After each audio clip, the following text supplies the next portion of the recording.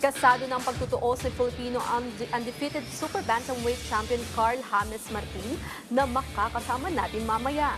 At ang veteran Cebuano boxer na si Carlo Domicilio ngayong buwan ng Mayo. Ang kabuang detalye sa aking report. Muling tatapak sa ring ang undefeated super bantamweight contender na si Carl James Martin o mas kilalang Wonder Boy.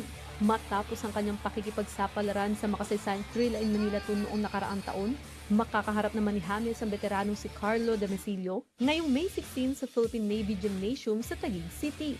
Ito ang unang salang ni James ngayong taon, kaya naman mas pinagting niya ang kanyang pag-iensayo para sa laban na isang title eliminator. Maraming panahon po yung naging paghahanda namin.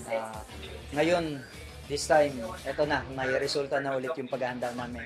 So, magiging focus po kami and magiging dapat ready kami sa darating na bakbakan po this May 16. Si James ang number 2 contender ng World Boxing Organization o WBO Super Bantamweight na may malinis na kartada na 27 wins and 0 loss record. Sa kabila nito, malaking hamon sa kampo ng 26-year-old boxer na makalaban si Domicilio na may 19 wins and 12 loss record. Katulad niyan, maaga pong naibigay sa amin yung pangalan ng opponent po natin.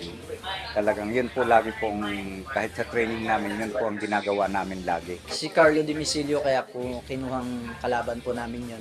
Siya yung magiging magbibigay ng challenge sa akin tulad ng pinag-aaralan po namin sa world rating sa WBO. 2 Uzbekistan and isang Japanese. Same style, same paano magbitaw ng suntok. And siya yung kinuha namin para kung maging handa ako para sa World Championship. Hindi naman ninibago pagdating po sa laban.